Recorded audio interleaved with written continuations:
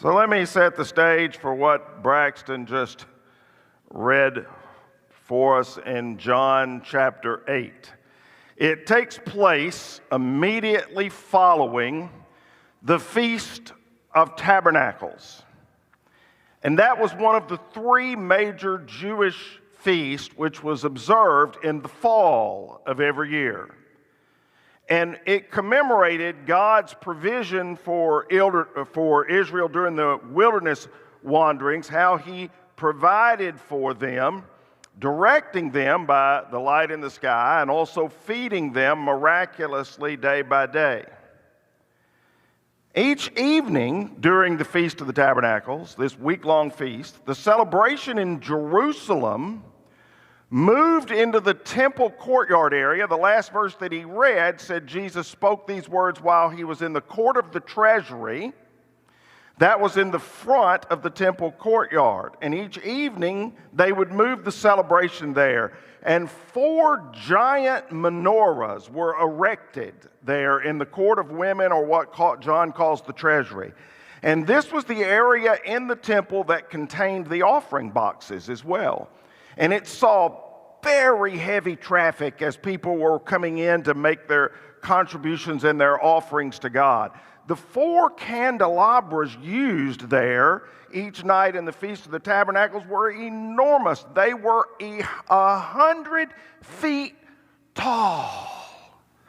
100 feet tall, with 4 branches, and each had 5 lamps full of olive oil set ablaze each night. And so the lamps were so bright that you could see them 100 feet tall from miles away, and it lit up an entire area that didn't, of course, yet have electricity. And this spectacle, each night for a week, was to remind the Israelites of God's presence, the fire by night that guided them for 40 years in the wilderness, and it was against that backdrop, that spectacular scene, that Jesus stepped out of the shadows and said, "I am the light of the world." In the temple, no less. In the heart of Judaism, Jesus made the bold claim, "I am the light of the world." Well, the "I am" alone was enough, because that's the Hebrew word for Yahweh, the word describing God. So he shouts, "I am," or Yahweh is here and is the light of the world. And amazingly, that's just one of 7 such statements that Jesus recorded about himself, connecting himself as being Yahweh just in the Gospel of John. For instance, in John 6:3-5, we read, Jesus said, "I am the bread of life. Whoever comes to me will never be hungry again.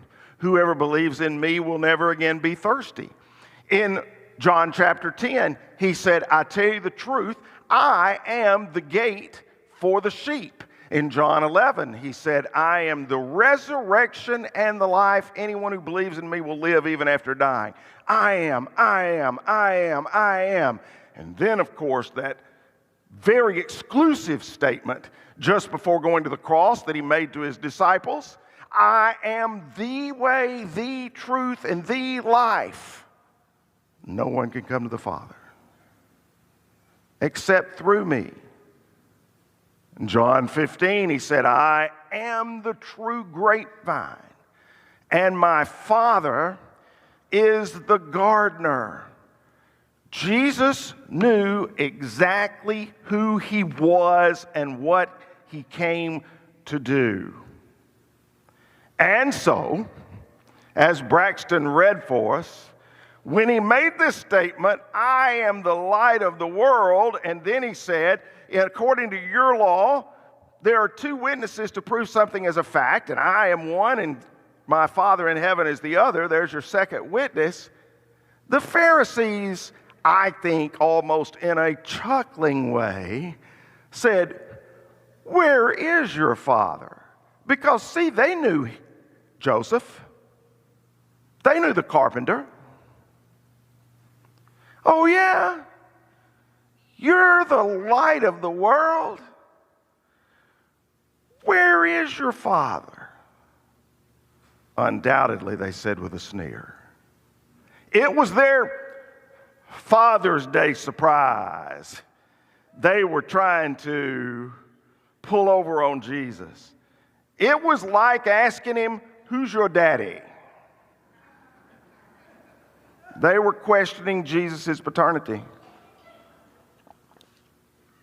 Apparently, they'd done enough research and had enough investigators look into Jesus' background that they were very much aware of the circumstances surrounding his birth. So when they speak of your father, they mean Joseph, but Jesus is speaking of his heavenly Father, and so he answers them and says, "If you knew me, you would also know my," capital F, "if you knew me, you would also know my Father." And notice throughout this exchange that Braxton read for us this morning, Jesus appeals to his relationship with his Father to support the claim of who he says he is and what he has come to do. And that's why he says to the Pharisees in verse 14, "These claims are valid even though I make them about myself." Now here is the real message today. The real message today is the three most important realizations in life are what Jesus is trying to say to these Pharisees today, and it's what I'm trying to say to you on this Father's Day. And that is to know who you are and to know where you came from and to know where you are going. You can never be completely fulfilled in your mission in life if you do not know who you are, where you came from, and where you are going. And Jesus focuses on all three here in this text as he talks about him and his Father. See, he had learned all three of these things from his Father. It's called stability. It's called stability. And sadly, so many children today do not have it. In a sky with no North Star, how do I plot my course? If the map has no coordinates, it's worthless. And this is what our world today has done. It has removed the fixed points. It has given us a sky with no North Star. It has given us a map that has no coordinates. We've negated marriage and redefined the family. Today you can deny your God-given anatomy and choose your own gender. It's truly anything goes. And for a while, it's sort of fine to play with no boundaries. All of us remember as a kid playing without boundaries until you fall off the cliff. And as a culture, that's what we have either done or are very close to doing. Because life and a world that God created has predetermined rules. There is a true north. There is a correct map. And our kids need to know the standards. And this is Dad's job. That's what Jesus' dad's job was, he describes in this text, and he did it. Just to know that I am a human and not the result of accidental biological circumstances. That's knowing who you are. Just to know that my ancestor was not some chimpanzee who learned eventually that he could stand on his hind legs. Or worse than that, that I'm not the offspring of some unexplainable electrical reaction in some primordial soup somewhere. Takes a lot of faith to believe that. But to know that I am the idea of a loving creator who created me in his own very image and had a purpose for me and helps me know who I am, where I came from, and where I am going, that truth can instantly alter the entire trajectory of a life. And that's the job of a father. To instill this realization in the heart and mind of his child. To show his child that there is a God that loves him and has a plan for his or her life that gives human life value and meaning, and it sets us up for morals and respect for others. And without that affirmation, my friends, without that affirmation in this culture and in this society, life's just all a guessing game. Life becomes just a wild goose chase without the goose. I've heard it said, it's not a father's job to teach his daughter how to be a lady. It is to teach her how a lady should be treated. A daughter learns to interact with the world through her interactions with her dad. And a dad's validation is especially vital to a son. A boy desperately wants to be approved by another man. And if he doesn't get that validation from dad, he'll seek it from somewhere else, either a peer or a coach or an activist of some kind. A father's validation is absolutely crucial to a young man's proper maturity. A dad's real job is to validate. That is to bring true value to his children's life. And he does it in 1,000 different ways. A dad validates the legitimacy of his child's feelings when he just stops and listens and pays attention to them. He validates his child's place in the world when he acknowledges and spends time with them, even though he's busy. He validates their efforts when he gives them their approval. He validates their talents when he goes to their ball games and their recitals. He validates a talent his child might possess when he gives them every opportunity to pursue it. To validate doesn't mean you have to pretend your child is smarter or stronger or better or more talented than any of the other children are. Modern parents sometimes are so worried about their child's self-esteem, they often lie to their child and exaggerate their giftedness and feed their arrogance and thereby turn them into spoiled brats. No, true validation won't come from being told they are better or the best, because even if they are, they won't be for long. There's always somebody better. There always is. True affirmation comes by giving my child the glory that comes from being created in God's image and loved by God. This week I ran across an interesting observation that sort of illustrated, I think, the outcome of a validating parent. Botan said, an evidence of good parenting is the child has no desire to be famous. They may be famous, and if they become famous, that's fine, but they have no desire to become famous because, in essence, a parent has done something right if their child feels no need to sprout their wings or find themselves or sow their wild oats, but like Jesus, they know who they are, where they came from, and where they are going, and they are validated by those biblical truths alone. Real validation is reminding your child of God's image on them. I've heard it said, it's important that we know where we come from, because if you do not know where you come from, then you don't know where you are. And if you don't know where you are, then you don't know where you're going. And if you don't know where you're going, you're probably going wrong.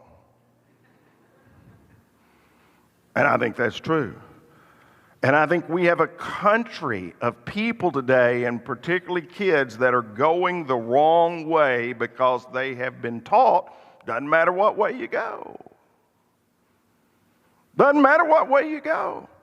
Doesn't really matter who you are, where you have been, or where you are going. That, my friends, is a recipe for chaos and disaster.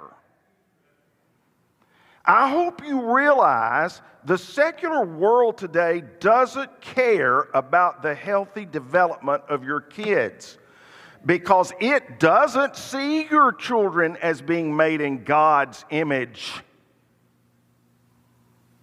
It sees your children as a glorified chimpanzee. It sees your children as voting blocks, as categories, as consumers, as political pawns to use and manipulate for its own personal and selfish gain. Jesus, for instance, said in this dialogue, "You judge me by human standards, but I do not judge anyone." It's sad that in today, Jesus said, "I don't judge anyone." But in today's human world, we are judging as never before by human standards. Kids are judged by superficial standards. They're pressured by arbitrary and irrelevant measures. And if you don't believe the thing that is taught by one set of people, by one group of people, cancel them, get rid of them. The complete opposite of what Martin Luther King said in his famous "I Have a Dream" speech. I have a dream that my 4 little children will one day live in a nation where they will not be judged by the color of their skin, but by the content of their character. What a noble and wonderful aspiration that was. And yet in many ways, we're as far from that nation today in June 2022 as we were in August of 1963. For many people, it remains solely about the color of our flesh. In the eyes of modern Pharisees, judgments are still being made by human standards. And so many labels are put on you. If you're white, it's assumed you're a racist. If you're black, you think you're oppressed or a victim. If you're Asian, you're good at math. If you're Hispanic, you might be illegal. If you're a man, you're a misogynist. If you're a woman, you want to break through the glass ceiling. Rather than learn a person's name and get to know their underlying passions and personality and principles, it's so easy to just slap a label on them and move on and forget about them. And that's why stereotypes are the tool of the bigot. By fostering assumptions based on the flesh or man's human standards or outward circumstances or characteristics, you can dehumanize people you don't like. No, you can't if you're a Christian. They're made in the very image of God. You shake it down another way and you can justify any kind of prejudice you want to justify. It's interesting, Jesus said, "You judge me by human standards, but I don't judge anyone, and if I did, my judgment would be correct in every respect, because I am not alone. The Father who sent me is with me." Jesus could have judged because he had access to all-seeing and unclouded eyes of God. So he could have judged, and he didn't. Who am I? Who are you to think we can? Got quiet in here. Really quick. So you see what happened here in the Gospels. Rather than get to know who Jesus was and what made him tick, they stereotyped him. They canceled him, and then they crucified him.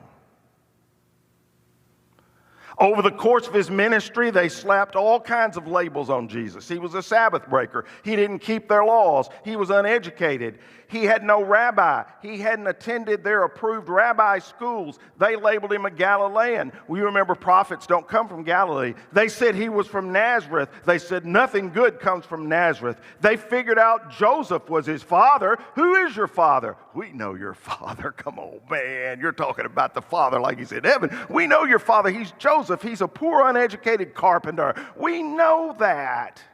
Yet despite the way they treated Jesus, he intended to live a different way and to inspire us to live a different way.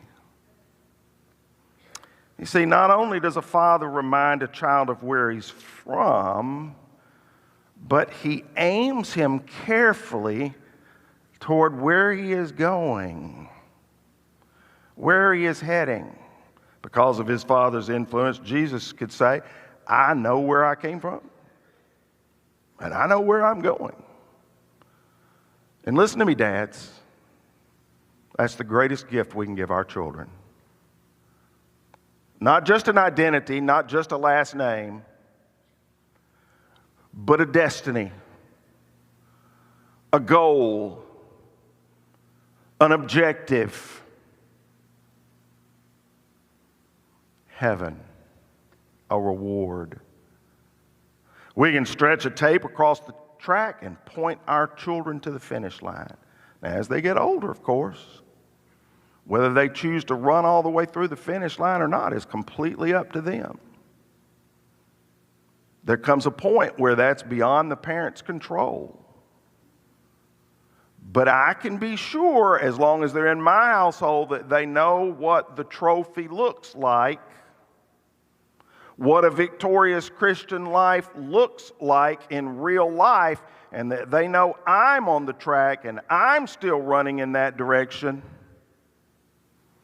That's Dad's goal. That is why I desperately want to finish well. I don't want to just tell my kids how to finish. I want to show them. I am determined to finish well. You can hold me to that. I want you to hold me to that. Charles Kettering said, every father should remember one day his son will follow his example, not his advice. I'm well aware of the trends among a lot of people as they age. Sometimes people tend to grow cynical and get grumpy the older they become. There's a whole line of Geico television commercials right now that are hilarious. They're some of the best commercials on television about not becoming your parents, right? I'm determined not to become one of the actors on those commercials. That's not how I want to end my life. I want to stay alive with God. I want to live by faith and not by fear. As Paul said in 2 Corinthians 4:16, that's why we never give up. Though our bodies are dying, our spirits are being renewed day by day. That's how I hope to finish my race. I am consciously trying not to be the grumpy, cynical old man regularly yelling, "Get off my lawn!"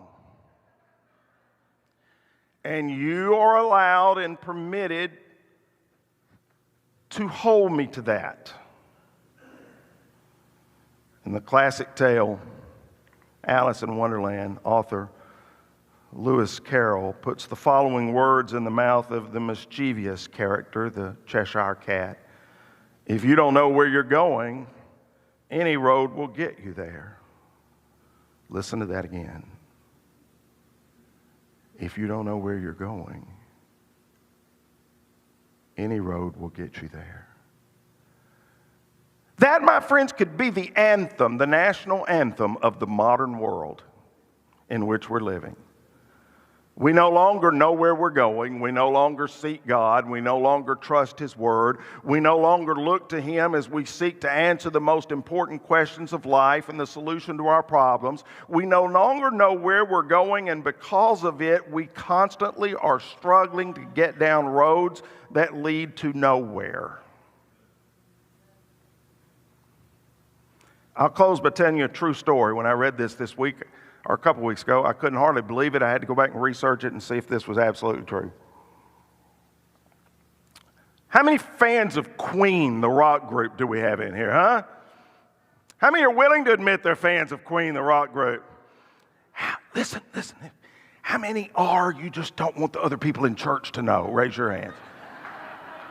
There you go. That's...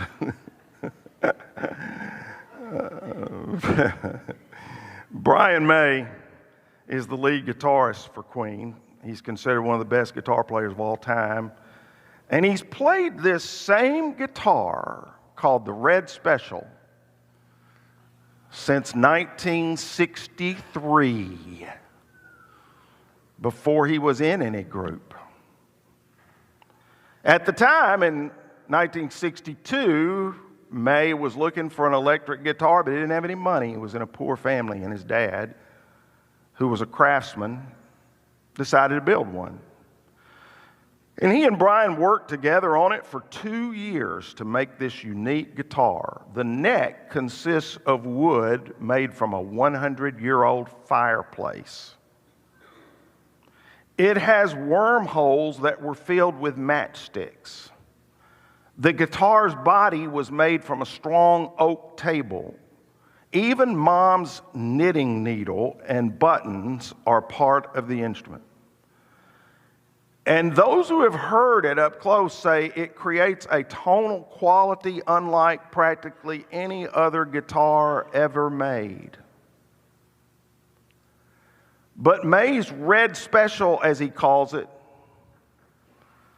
is made so special because it represents what can come from a father and son working together in love on a project, using the various little bits and pieces of life together. It's such a fascinating and beautiful thing that on my workout one day this week, I'll often play YouTube videos that I like, and one came on with an up close of Brian May's Red Special, and I called Diane in from the other room, and I said, look at this guitar up close, because they had an up close video, and I said, let me tell you a story I'm going to tell it Sunday about this. It's a good example of when a father and a son work together on a project of love that lasts a whole lifetime and beyond. The words that Jesus dropped from the court of the treasury are treasures themselves. And how rich we'll all be if we know who we are, where we come from, and where we are going. On this Father's Day, my friend, may that ring in your ear all day and throughout this week, that fathers, the most important gift you can give to your children is to know who they are, where they came from, and where they are going. And that children, the most important you can give to your mother on Mother's Day or your father on Father's Day is to validate the fact that they showed you who you are. They showed you where you came from.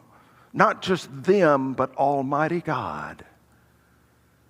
And they stayed on the track leading you ultimately to where you are going, the ultimate reward, heaven for eternity.